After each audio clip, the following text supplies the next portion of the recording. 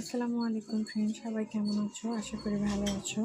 তো তোমরা যারা হেয়ার স্পা করতে চাও চলে আসো সাভার আসলে পল্লী বিদ্যুৎ ডায়মন্ড কিন্টার গার্ডেনের পাশে স্বপ্নছোঁয়া বিউটি পার্লারে। খুব যত্ন সহকারে হেয়ার স্পা করে দিব।